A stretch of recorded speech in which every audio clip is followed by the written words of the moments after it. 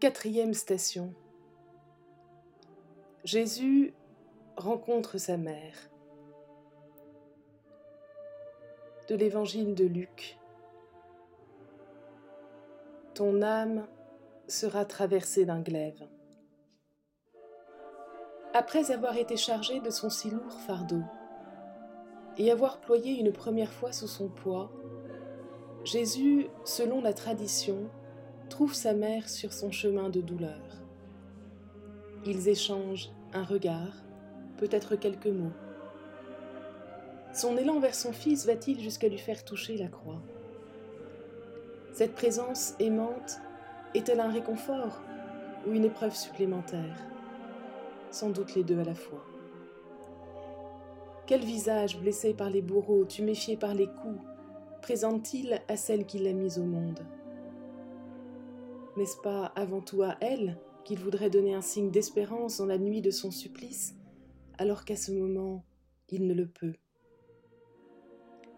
Le pape François, dans le chemin de croix de 2015, disait ainsi: Ô Jésus, le drame que tu affrontes avec ta mère dans une ruelle de Jérusalem nous fait penser à tant de drames familiaux dans le monde.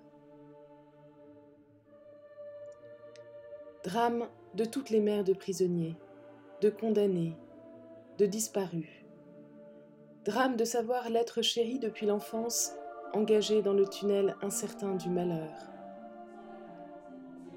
Drame des fils, impuissants à épargner à leur propre mère la douleur infinie de les voir humiliés et meurtris.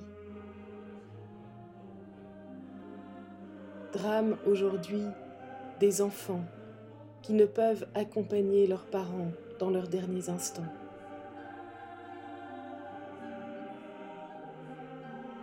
La rencontre de Jésus et de Marie sur le chemin du Calvaire est pourtant un instant d'intimité volé au drame qui se déroule, l'étincelle d'un amour plus fort que la mort.